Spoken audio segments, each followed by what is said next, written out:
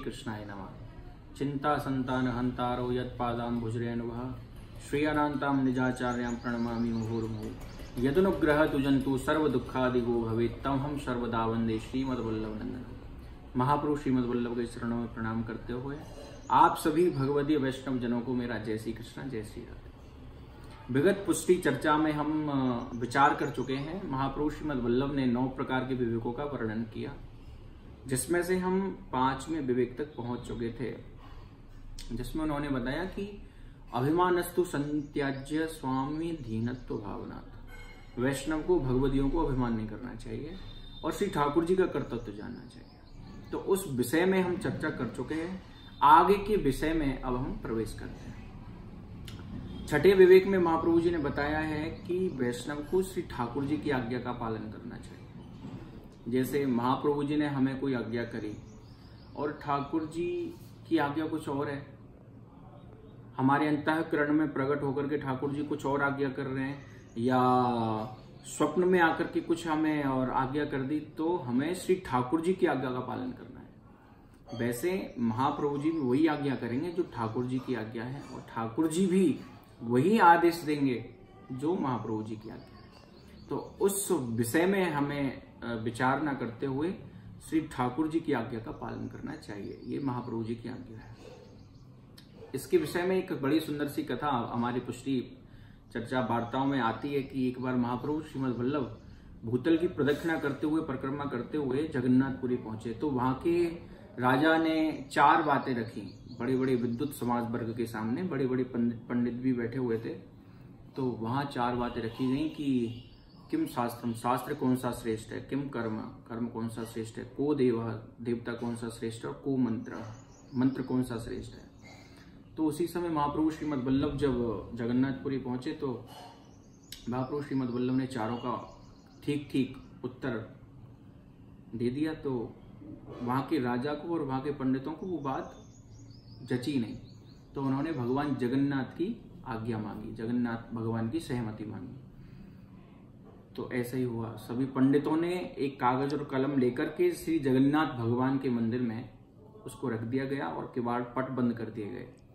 थोड़े समय पश्चात जब पट को खोला गया तो भगवान जगन्नाथ ने उस कागज पर एक श्लोक लिखा था, जिस श्लोक को महाप्रभु श्रीमद्वल्लभ पहले ही बता चुके थे, जिसमें उन्होंने बताया कि एकम शास्त्रम देवकी पुत्र गीतम, एको देवो देवकी पुत्र एव, मंत्राप्य एकम तस्य नामानि यानी कर्माप्य एकम तस्य देवस्य सेवा। एकम शास्त्रम देवकी पुत्र गीतम, शास्त्र एक है जिसमें गीता, श्रीमद् भगवद गीता, गोपियों ने गीत गाया गोपी गीत, लेकिन भगवान ने जो गीत गाया उसका नाम है श्रीमद् भगवद गीता।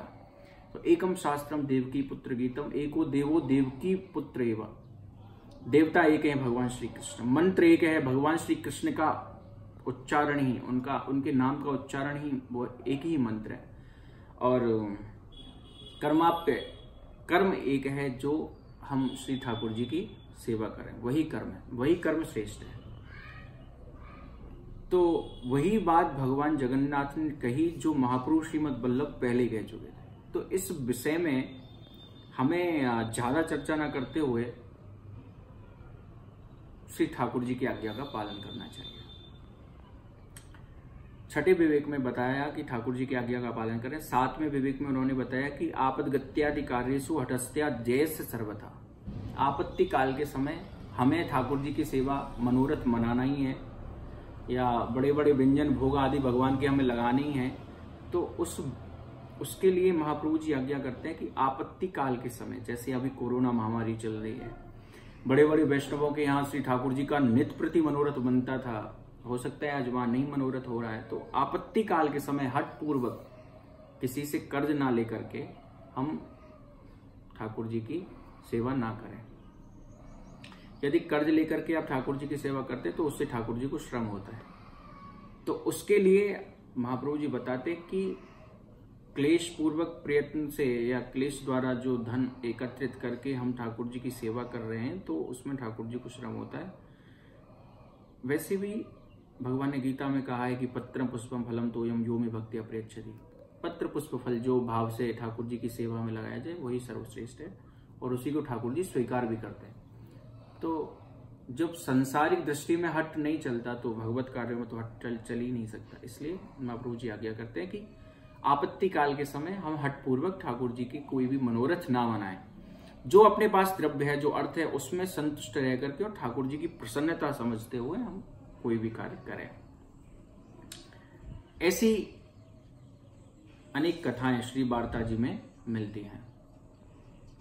तो 8वें विवेक में बताया गया कि वैष्णव को वेदाज्ञा का पालन भी करना चाहिए। सेवा के बचे हुए समय में हम ठाकुर जी की, जैसे वेद आज्ञा भी भगवत आज्ञा ही है, वेदों में जैसे आज्ञा की गई है, संध्या वंदन आदि क्रियाएं बताई गई हैं, तो सारी क्रियाएं वैष्णव को करनी चाहिए। और 9वें विवेक में बताया कि धर्म धर्माग्र दर्शनम, वैष्णव को अपने धर्म का और कर्म का ठीक ठीक चिंतन करते हुए उसको सही दिशा पे कि कहाँ हम गलत हैं कहाँ सही है, उसका ठीक ठीक चिंतन करते हुए अपने धर्म और कर्म का पालन करना चाहिए, अपने कर्तव्य का पालन करना चाहिए।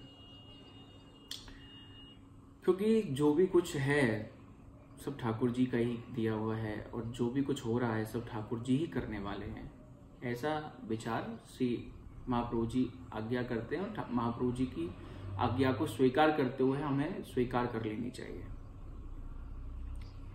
तो जैसे एक वैष्णव एक बार श्री गोसाई जी द्वारका से आ रहे थे, तो हजारों वैष्णव उनके साथ भी थे, एक सेठ भी उनके साथ में था। तो सेठ ने बहुत बड़ा मनोरथ मनाया, बहुत कुछ सेवा श्री गोसाई जी की, लेकिन जब सेवा की तो चारों तरफ प्रशंसा होने लगी उसकी। श्री गोसाई जी के पास आकर के जब कहा गया कि बड़ी बड़ी प्रशंसा हो रही है, तो थोड़े गोसाई जी मुस्कुरा दिए कटाक्ष से। तो पूछा कि आप ऐसे क्यों मुस्कुराए? तो श्री गोसाई जी ने बड़ी सुंदर बात कही, बोले कि जो द्रव्य को तुच्छ समझता है उसमें दीनता और संकोच आ जाता है, अत्यंत दीनता और संकोच आ जाता है। जो द्रव्य को तुच्छ समझता है और जो द्रव्य को महत्वपूर्ण समझता है उसके अंदर अपनी महत्वता आ जाती है, अपना करने का एक बड़कपन आ जाता है। तो हमारे जीवन की सफलता या सिद्धि अपने बड़कपन के कारण नहीं है, बल्कि श्री गोसाई जी की कृपा से, सदगुरुदेव भगवान की कृपा से या श्री ठाकुर जी की कृपा से ही हमारे जीवन की सफलता है। तो इन सब विचारों को ध्यान में रखते हुए एक बार श्री नवनीत प्रिया जी के मंदिर में एक चोर चोरी करने आया और सारे आभूषणों को बांध करके, सारे पात्रों को बांध करके जब उसने पोटला बांध लिया तो इतना भारी हो गया कि उठा ही नहीं। गोसाई जी आए और गोसाई जी ने उठा करके उसके सिर पर रख दिया और उससे कहा कि जल्दी चले जाओ। तो थोड़े समय पश्चात उसकी बुद्धि पलट गई, लौट करके गोसाई जी के पास आया तो गोसाई जी ने उसको सच बोलने की और दया रखने की आज्ञा की। ऐसा ही हुआ। तो छोटे घरों में तो वो चोरी करने इसलिए नहीं जाते क्योंकि उसको दया आ गई थी, लेकिन एक दिन राजा के महल में चोरी करने गया और सच बोलने का उसने निर्णय लिया। तो जब पूछा गया कि तू कहाँ से आ रहा है, तो बोले मैं चोरी करके आ रहा हूँ। तो राजा के सामने उसको प्रस्तुत किया गया। राजा ने पूछा कि तुम क्या करने आए थे? बोले मैं चोरी करने आया था। तो इस बात पर राजा बड़ा प्रसन्न हुआ और राजा ने उसको एक उच्च पद पर प्रतिष्ठित कर दिया, एक उच्च दीवानगिरी उसको दे दी। कहने का भाव यही है। तो एक दिन श्री गोसाई जी को प्रणाम करने के लिए वो चोर आ रहा था। तो सभी वैष्णवों ने कहा कि कोई राजा महाराजा आ रहे हैं, महाराज इतना वैभव हो गया उसके पास में। तो एक दिन की बात, जब प्रणाम करने आ रहा था तो श्री गोसाई जी बोले कि चोर आ रहा है, दीवान आ रहा है। सामने से आकर के गोसाई जी के चरणों में गिर पड़ा। बोले महाराज मैं तो आपका वही चोर हूं। कहने का तात्पर्य यही है कि किसी भी कार्य में हमें श्री ठाकुर जी का कर्तव्य जानना चाहिए, क्योंकि वो दीवानगिरी श्री गोसाई जी की दी हुई थी, श्री ठाकुर जी की दी हुई थी। तो इन शब्दों के साथ एक बड़ा सुंदर सा पद है, खूब समझे सो समझे हमको इतनी समझ भली, ठाकुर नंद किशोर हमारे ठकुरानी प्रशवान लली, श्री दामा आदि सखा श्याम के श्यामा संग ललतादि अली, शैलवन बेहरत कुंजन कुंजन रंग रली, इनके लाड़ चहु सुख सेवा भाव बेल रस फलन फली, कहें भगवान हित राम राय प्रभु सवंते इनकी कृपा भली। हमें कुछ नहीं समझना है, हमें सिर्फ इतना ही समझना है कि श्री ठाकुर जी हमारे हैं और हम ठाकुर जी के हैं।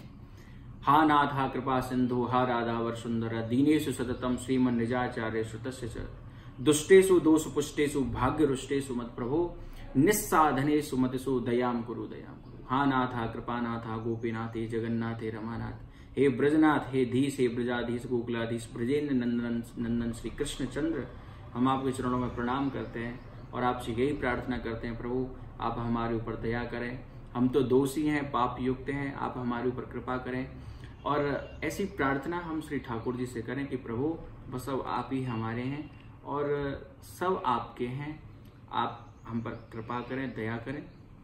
इन शब्दों के साथ आज कुछ विचार आपके सामने रखे गए, तो आगे भी अब हम ऐसी वीडियो बना करके आपके पास कोशिश करेंगे भेजें। तो आप सब लोग तब तक के लिए सबको मेरा बहुत बहुत जय श्री कृष्णा, जय श्री राम।